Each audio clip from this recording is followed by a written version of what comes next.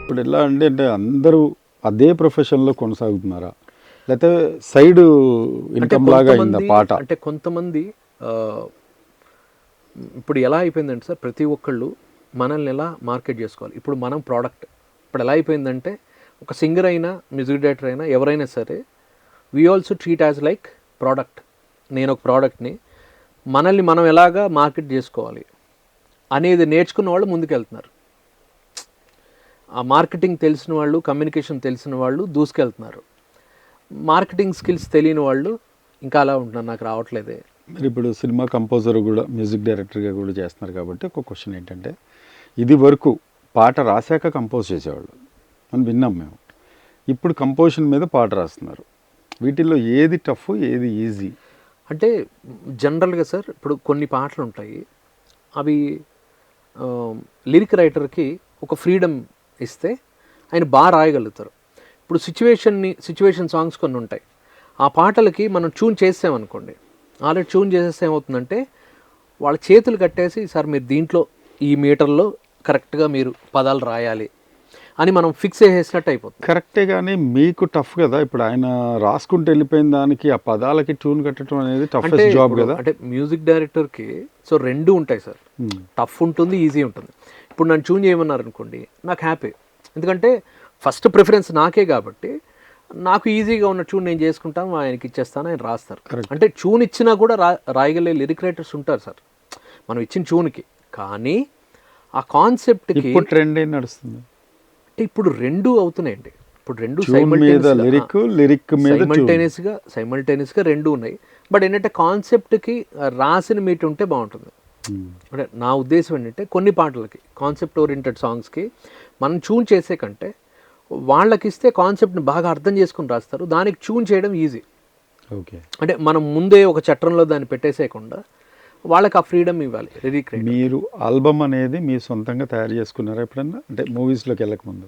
అంటే దీంట్లో ఆల్బమ్ అనేది చేసుకోలేదు సార్. నేను ఎందుకు చేసుకోలేదంటే, నేను చేసుకున్న కొంతమంది ఫ్రెండ్స్ ఎక్స్పీరియన్స్ చూసా, అంటే ఎక్స్పీరియన్స్లు ఎలా ఉంటాయో చూసాను.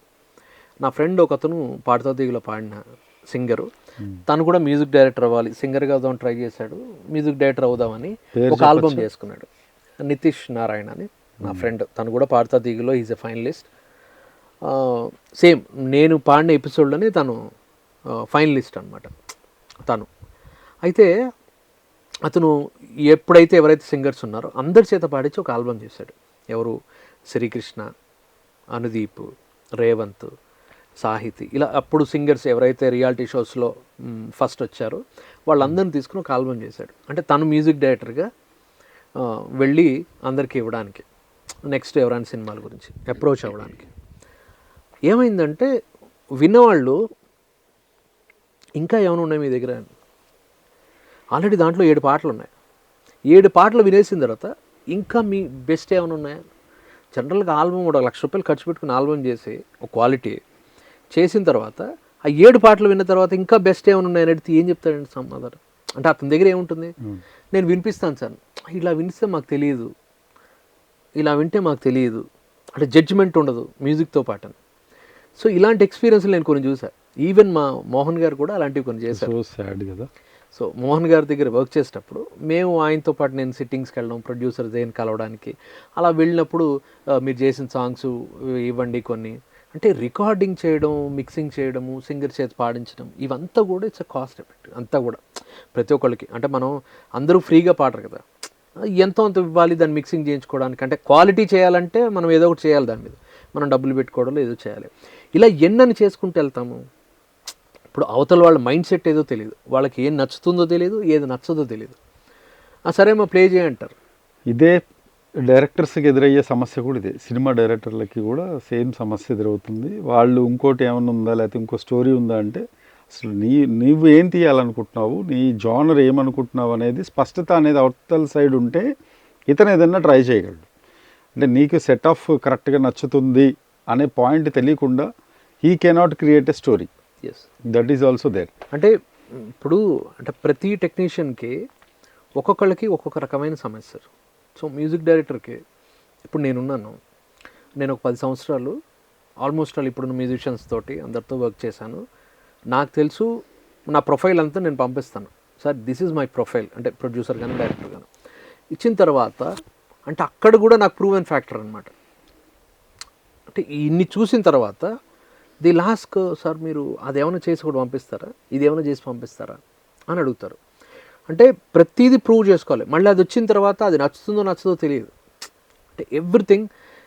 నేను చాలామందికి చెప్పేది ఏంటి సార్, నన్ను అడుగుతారు, సార్ మీరేమైనా ఓ రీ రికార్డింగ్ ఇది పంపిస్తాం, ఒక డెమో చేసి పంపిస్తారా. నేను చేయను సార్ అంటే డెమో.